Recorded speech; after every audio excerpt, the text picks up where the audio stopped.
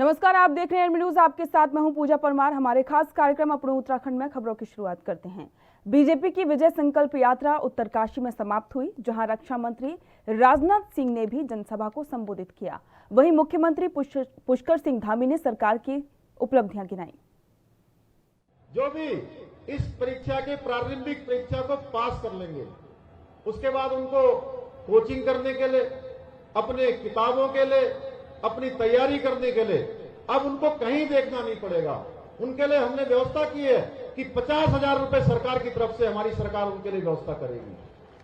ऐसे बहुत सारे काम अभी हमने कल की कैबिनेट में हमारे जो सफाई कर्मचारी थे, उन सफाई कर्मचारी भाइयों का हमने 500 रुपए पर डे का जो है मानदेय बढ़ाने का हमने फैसला किया है। इसी प्रकार से हमारे शिक्षा मित्रों का हमने महीने का जो उनको 15,000 मानदेय मिलता था, उस मानदेय को 20,000 रुपए करने का निर्णय लिया है।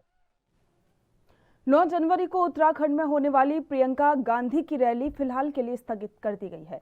कांग्रेस का तर्क है कि लगातार बढ़ रहे कोरोना के संक्रमण को देखते हुए कांग्रेस हाईकमान ने ये निर्णय लिया है, क्योंकि कांग्रेस को देशवासियों के स्वास्थ्य की चिंता है। इसलिए जनहित में कांग्रेस का ये अहम फैसला है। इस संबंध में उत्तराखंड कांग्रेस संगठन के महामंत्री विजय सारस्वत ने ऋषिकेश में प्रेस वार्ता की। विजय सारस्वत ने भाजपा को कांग्रेस से सीख लेने के लिए भी कहा। उन्होंने बताया कि कोरोना का संक्रमण बढ़ रहा है और भाजपा की रैलियां भी उसी तरीके से ज्यादा हो रही हैं, क्योंकि भाजपा को सत्ता खोने का डर सता रहा है। यह वजह है कि डबल इंजन की सरकार के मुखिया प्रधानमंत्री नरेंद्र मोदी उत्तराखंड के दौरे करने लगे हैं, लेकिन कांग्रेस जनहित में देश के साथ खड़ी है।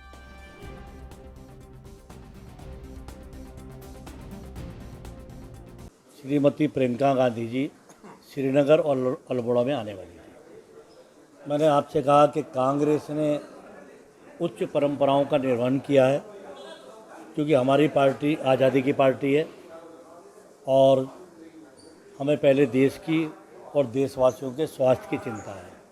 मैं धन्यवाद दूंगा हाईकमान को कि कोरोना का जो दोबारा से अटैक होना शुरू हुआ है ओमिक्रॉन का, और बरेली में जो हमारी मैराथन यात्रा थी, जो दीदी ने नारा दिया था कि मैं लड़की हूँ, मैं लड़ सकती हूँ, तो भारी जन सैलाब बरेली में उस रैली में आया था। तो उसमें भी एक दुर्घटना हुई थी, और जो बम्बई में, महाराष्ट्र में और दिल्ली में कोरोना का विस्फोट हुआ है, उसे देखते हुए श्रीमती प्रियंका गांधी जी ने और कांग्रेस पार्टी ने अपनी रैली स्थगित।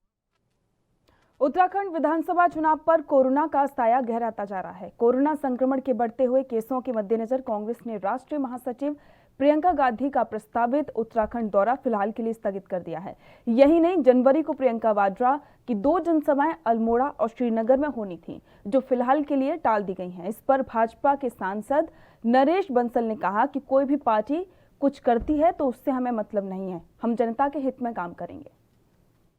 कोविड के संभावित प्रसार को देखते हुए आदरणीय प्रियंका गांधी जी की प्रस्तावित जनसभाएं जो कि श्रीनगर और अल्मोड़ा में होनी है, उनको फिलहाल स्थगित कर दिया गया है।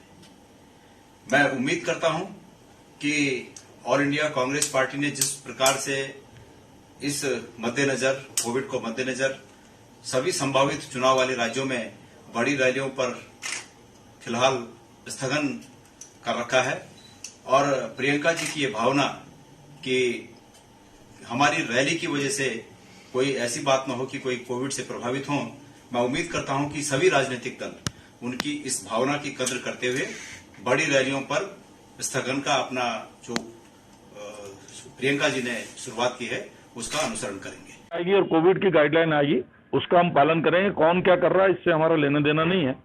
हम देश के हित में और जनता के हित में हर उचित कदम उठाएंगे। कांग्रेस ने तो आपको सबक लेने की सलाह दी है। कांग्रेस अपने आप सबक ले ले, उनकी रैली वैसी विफल हो रही है, लेकिन वो कोविड उनको हो रखा है तो वो अभी आइसोलेशन में है। वैसे तो पूरी जनता ने ही कांग्रेस को आइसोलेट किया। कृषि, उद्यान और बागवानी क्षेत्र के विकास को लेकर विभागीय मंत्री सुबोध उनियाल ने करोड़ों की योजनाओं का शिलान्यास और लोकार्पण किया। राजधानी देहरादून में आयोजित कार्यक्रम में 526 करोड़ की योजना प्रदेश में उद्यान बागवानी विकास को लेकर स्वीकृत की गई।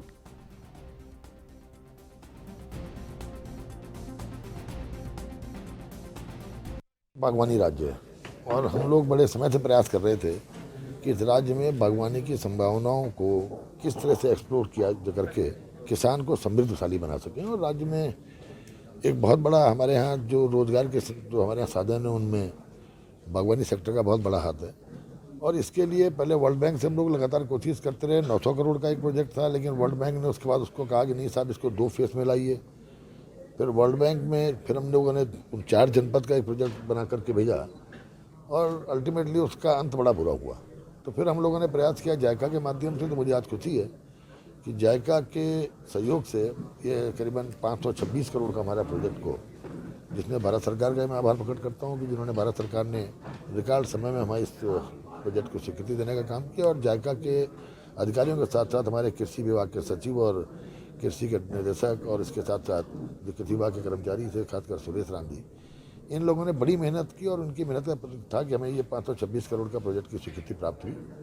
और इसके बाद इसके अलावा इसमें कुछ और योजनाएं भी हैं जो शहद के क्षेत्र में, मशरूम के क्षेत्र में और जो आपका हमारे कुछ इंफ्रास्ट्रक्चर से ये ऑडिटोरियम, कुल मिला के तकरीबन 550 करोड़ की योजनाओं का ये जो आज शिलान्यास और लोकार्पण। मुख्य सचिव डॉक्टर एस संधू ने सचिवालय में कोविड की समीक्षा की।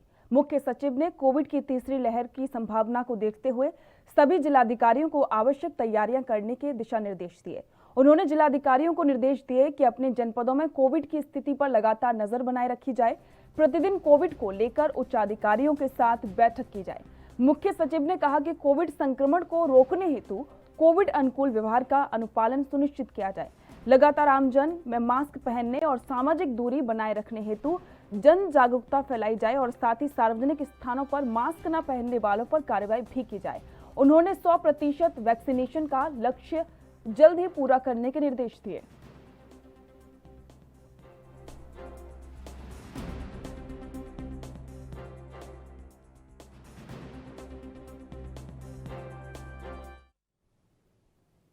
उत्तराखंड में पहली से 5वीं कक्षा तक के स्कूलों को 3 घंटे के बजाय पूरे समय खोलने का निर्णय प्रशासन ने लिया। हालांकि उत्तराखंड सरकार ने प्राथमिक स्कूल पूरे समय खोलने का फैसला बदल दिया है। अब स्कूल 3 घंटे ही खुलेंगे। इस पर कांग्रेस प्रवक्ता गरिमा दसोनी ने कहा कि लगता है प्रदेश में सरकार नहीं सर्कस चल रहा है। वहीं भाजपा से राज्यसभा सांसद नरेश बंसल ने कहा कि वैक्सीनेशन का काम सुचारू रूप से चल रहा है और स्कूल में अभी वैक्सीनेशन लगातार किया जा रहा है। कि जैसे सरकार नहीं कोई सर्कस चल रही हो प्रदेश के अंदर। एक तरफ आप नाइट कर्फ्यू लगाते हैं, उस कर्फ्यू को 8 से आप 2 घंटे और बढ़ा देते हैं और वहीं आप स्कूली बच्चों का समय और भी ज्यादा उसकी अवधि में इजाफा करते हैं और पूरे समय स्कूल लगेगा इस तरह के निर्देश देते हैं। तो कहीं ना कहीं ऐसा संशय प्रकट होता है कि या तो अफसरों में और मंत्रियों में आपस में तालमेल नहीं है या फिर जो वस्तु स्थिति है प्रदेश के अंदर कोरोना या नए वेरिएंट को लेकर उसके बारे में अधिकारी भिज्ञ नहीं है। जो 15 से 18 वर्ष के बच्चे हैं उन सब का वैक्सीनेशन कर रहे हैं।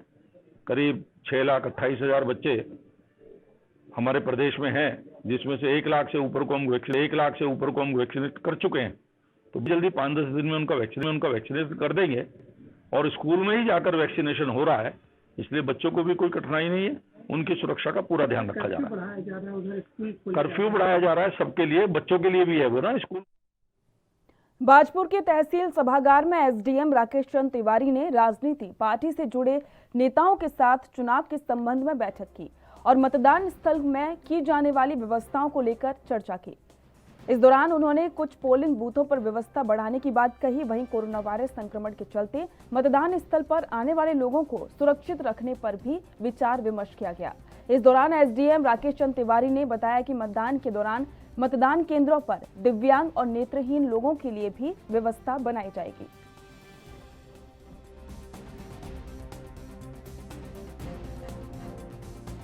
माननीय निर्वाचन आयोग एवं जिला निर्वाचन अधिकारी महोदय के द्वारा निर्देशित किया गया है कि आगामी विधानसभा चुनावों के दृष्टिगत एवं कोविड-19 के संक्रमण के दृष्टिगत रखते हुए शहरी क्षेत्र में 4 से अधिक जहां एक ही भवन में एक ही सेंटर में मतदेय स्थल हैं व ग्रामीण क्षेत्र में 2 से अधिक मतदेय स्थल हैं एक ही भवन में, उनके संबंध में एवं 1200 से अधिक मतदाता जिस पोलिंग बूथ में हैं उनके संबंध में एक राजनीतिक दलों के साथ बैठक कर ली जाए और ये उसमें दिखवा लिया जाए कि अगर भवन में अन्य कक्ष उपलब्ध हैं तो उस कक्ष को आइडेंटिफाई कर लिया जाए और जहां 4 से अधिक बूथ हैं तो उसके पास यदि अन्य कोई सरकारी बिल्डिंग है तो उसमें यदि सब लोग सहमत होते हैं तो उसमें जो है वो मध्य स्थल हैं, कुछ मध्य स्थलों को उसमें शिफ्ट किया जा सकता है। पंजाब में प्रधानमंत्री नरेंद्र मोदी के काफिले को लेकर हुई चूक के मामले में राजनीति गर्मा गई है। उत्तराखंड में कई जगह पर भाजपा कार्यकर्ताओं ने कांग्रेस के खिलाफ जमकर नारेबाजी करते हुए प्रदर्शन किया। आज यहाँ पर कल जिस प्रकार से पंजाब के अंदर माननीय नरेंद्र मोदी जी को पंजाब सरकार के द्वारा, और मैं समझता हूँ कि श्रीमती सोनिया गांधी और श्री राहुल गांधी जी के इशारे पर वहाँ के मुख्यमंत्री जी ने जिस प्रकार से प्रधानमंत्री जी की सिक्योरिटी में जो लापरवाही एक षड्यंत्र के तहत बरती गई, उसके खिलाफ पूरे देश में आक्रोश का एक वातावरण है और भारतीय जनता पार्टी के कार्यकर्ता पूरे देश के अंदर इस निंदनीय कार्य के लिए पंजाब सरकार की निंदा करते हैं, कांग्रेस पार्टी की निंदा करते हैं और आज इसी को लेकर के ये विरोध प्रदर्शन के रूप में भारतीय जनता पार्टी ऋषिकेश के कार्यकर्ताओं ने भी अपना विरोध जताया है। तो भारत के प्रधानमंत्री माननीय नरेंद्र मोदी जी के साथ जो घटना घटी है पंजाब में, और वो मोदी जी के खिलाफ न मानकर इस देश के सर्वोच्च नेता प्रधानमंत्री के खिलाफ जो षड्यंत्र वहाँ हुआ है उसके विरोध में ये प्रदर्शन किया गया है। और पंजाब सरकार का जो गैर जिम्मेदाराना रवैया था और उस षड्यंत्र में कहीं ना कहीं कांग्रेस के लोगों की संलिप्तता थी और विदेशी लोगों की संलिप्तता थी। जो काला कृत्य किया है पंजाब में, एक प्रधानमंत्री जो पूरे विश्व का नेता है उनको रोकने का काम किया है और पंजाब सरकार को हम यहाँ से निंदा प्रस्ताव भेजेंगे कि पंजाब सरकार वहाँ से बर्खास्त किया जाए, वहाँ पर राष्ट्रपति शासन लागू किया जाए। और यहाँ भारतीय जनता पार्टी के कार्यकर्ता इकट्ठा होकर चन्नी की बहुत निंदा करते हैं। है रातों रात में एक षड्यंत्र रचकर पंजाब सरकार ने जो ये काम किया है, पूरा मोदी जी को बम से या दंगा करके मारने का एक साजिश था, ये बहुत ही गलत किया, ये निंदनीय है और बहुत ही शर्मजनक है। ऐसा नहीं होना चाहिए था। पंजाब के लिए एक सौगात देने। पंजाब में प्रधानमंत्री नरेंद्र मोदी के काफिले को हाईवे पर रोके जाने को लेकर हल्द्वानी में अभी भाजपा कार्यकर्ताओं ने पंजाब के मुख्यमंत्री चरणजीत सिंह चन्नी का पुतला फूंका। जहां भाजपा कार्यकर्ताओं ने इसे कांग्रेस की साजिश बताया तो वहीं सुरक्षा में हुए भारी चूक पर जांच कराए जाने की भी मांग की। भाजपा नेता प्रमोद तोलिया का कहना है कि जानकारी होने के बाद भी ऐसी सोची समझी रणनीति के तहत उनके काफिले को रोकने की साजिश की। पंजाब सरकार यानी कि कांग्रेस द्वारा जो कल घिनौना कृत्य किया गया, जिसे पूरी दुनिया ने भी देखा, तो आप देख सकते हैं कांग्रेस ने किस प्रकार नरेंद्र मोदी जी का विरोध नहीं किया, भारतवर्ष के प्रधानमंत्री जी का विरोध किया है। हम समस्त हल्द्वानी वासी के साथ साथ पूरे देशवासी इस कांग्रेस की क्रियाकलापों का विरोध करते हैं और कठोर निंदा करते हैं उनकी। बहुत यह दुर्भाग्यपूर्ण है कि देश के जो प्रधानमंत्री हैं उनकी सुरक्षा में जितनी बड़ी चूक पंजाब की सरकार द्वारा पूर्वाग्रस्तों के की गई वो अक्षम्य है, उसको किसी भी ढंग से माफ़ नहीं करता। प्रधानमंत्री पूरे देश का होता है, किसी पार्टी का नहीं होता। लेकिन जब से मोदी जी प्रधानमंत्री बने हैं तब से अगर देखें कांग्रेस पार्टी की, चाहे उनकी चेयरपर्सन सोनिया गांधी हो, चाहे कोई भी, लगातार मोदी जी को व्यक्तिगत रूप। वक्त हो गया है ब्रेक का, जल्द लौटेंगे।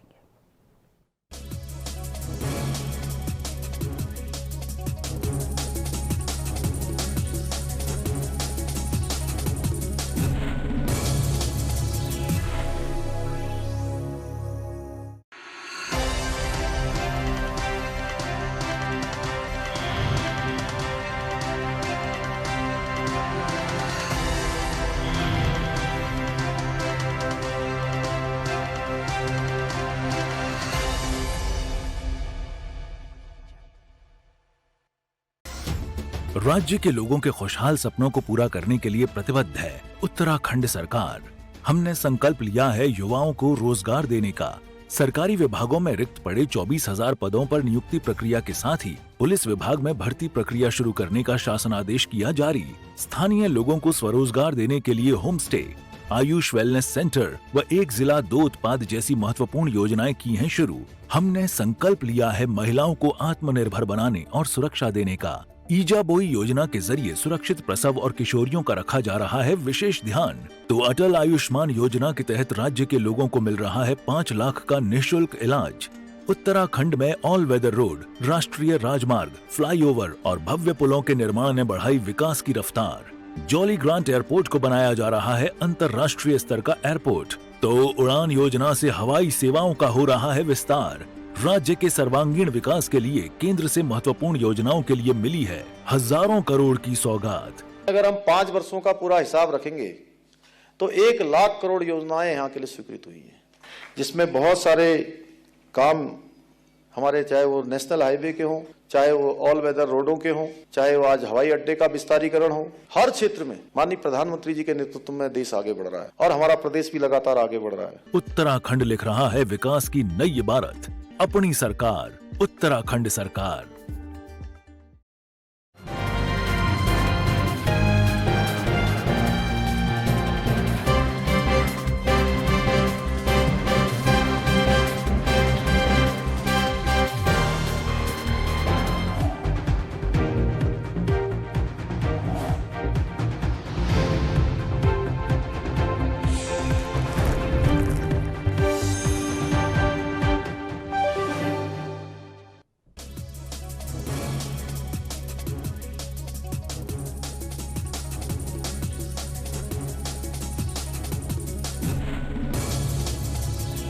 के बाद स्वागत है। रुक करते अगली खबर का।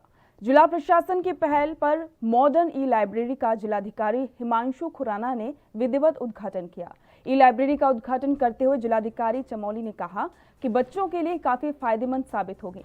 लाइब्रेरी में प्रतियोगिताओं से संबंधित सभी किताबें उपलब्ध हैं। यहाँ विद्यार्थी सहित आमजन आकर भी लाइब्रेरी का फायदा ले सकते हैं।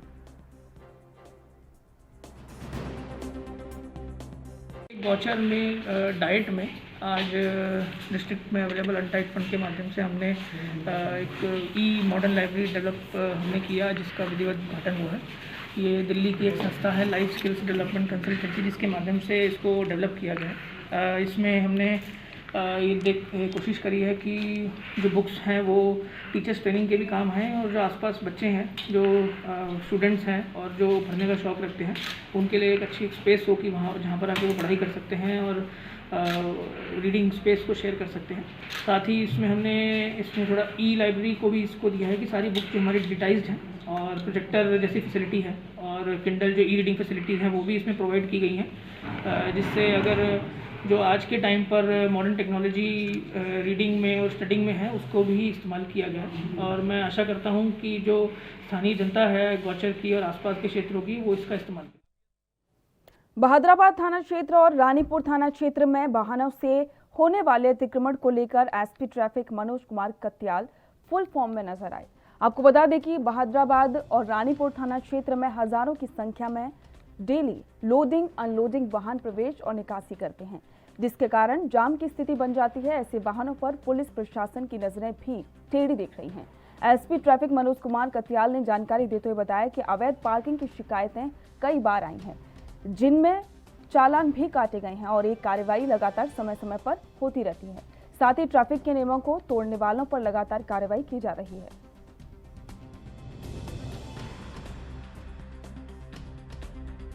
यहाँ पर भी ये शिकायत आती है इस प्रकार की अवैध पार्किंग करने की, जहाँ पर पार्किंग नहीं है वहाँ पे वाहनों को निर्धारित पार्किंग में भेजा जा रहा है।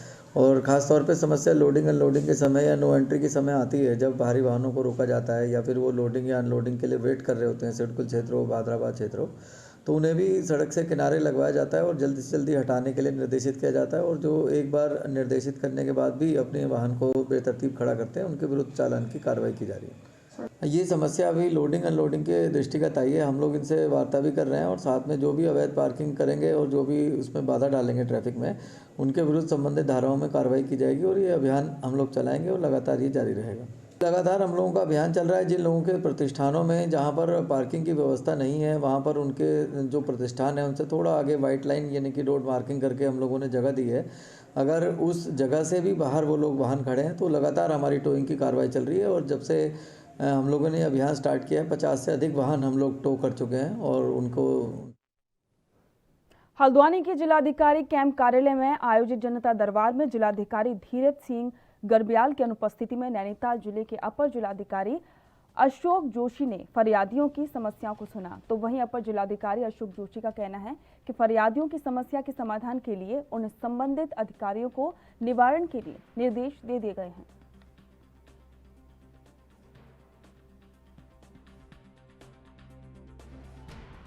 सर, ये खालसा गर्ल्स इंटर कॉलेज जो हमारा सिखों की एक संस्था है उसका मामला है।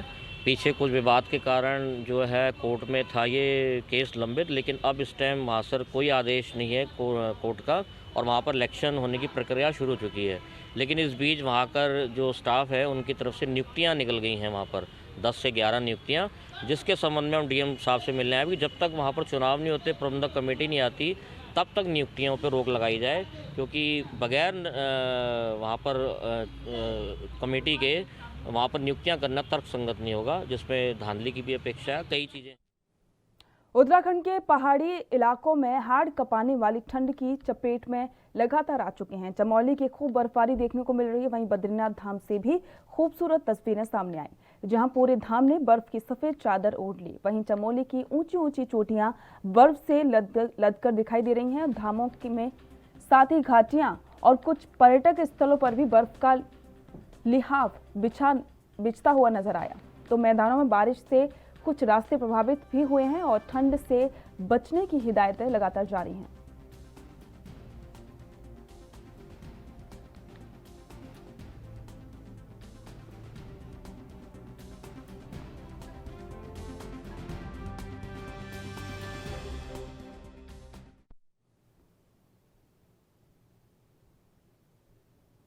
हरिद्वार पुलिस ने बीते दिनों रंगदारी मांगे जाने के मामले का खुलासा किया।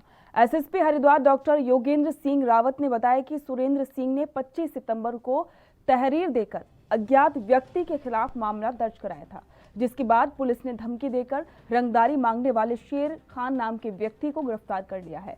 साथ ही उसके पास से अवैध तमंचा, मोबाइल और बाइक भी बरामद की है। एसएसपी ने बताया कि पूछताछ में आरोपी ने 50 लाख रुपए की रंगदारी मांगने की बात भी कबूल की है। पुलिस टीम की कामयाबी को लेकर एसएसपी ने टीम को 5000 रुपए का इनाम भी दिया है।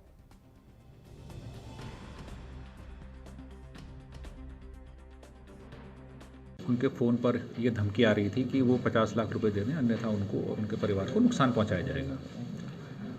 ये जो नंबर थे ये साधारण नंबर प्रतीत हो रहे थे अगर हम उनके कॉल डिटेल को देखें, लेकिन जब इन नंबरों को ट्रेस किया जा रहा था तो ये पता लग रहा था कि ये ऐसे व्यक्तियों के नाम पर हैं जो कि इस प्रकार की कॉल या तो कर ही नहीं सकते या ये नंबर वो थे जो कि प्रचलन से बाहर हो गए थे। तो जब इसको हमने और ज़्यादा ट्रेस किया तो पता लगा कि ये नंबर वर्चुअल नंबर से इनको किया गया है एक ऐप का यूज करके, और ये इंटरनेशनल कॉलिंग जो कार्ड होते हैं उनके द्वारा इसको फ़ोन को किया गया है। इसको फिर ट्रेस करते करते जब 2-3 देशों से संपर्क करने के बाद हम फाइनली पहुंचे तो ये निकल कर आया कि इस सारे को संचालित एक व्यक्ति कर रहा था जो स्वयं रियाद में सऊदी अरब में रहता है, और उसके द्वारा यहाँ पर लोकल लोगों से संपर्क स्थापित करके जो फेसबुक मैसेंजर होता है उसके द्वारा बात करके और इस प्रकार के जो आपराधिक तत्व हैं उनसे बात करके इसको अंजाम दिया जा रहा था। और इसी क्रम में इस व्यक्ति के घर में एक फायरिंग भी रात में करवाई गई थी। यद्यपि पुलिस के द्वारा भी इसको सिक्योरिटी दी गई थी, एक गनर भी हमने उनको दे रखा था लगातार जो उनके साथ चल रहा था, लेकिन उनको डराने के लिए ये भी कार्रवाई की गई थी। तो हमारी जो CIU की टीम है और जो ज्वालापुर की जो हमारी बहादुराबाद और CO ज्वालापुर की जो टीम है, इसने इस केस को पूरा। और इसी के साथ अपनों उत्तराखंड में फिलहाल इतना ही। देखते रहिए ANB न्यूज़। नमस्कार।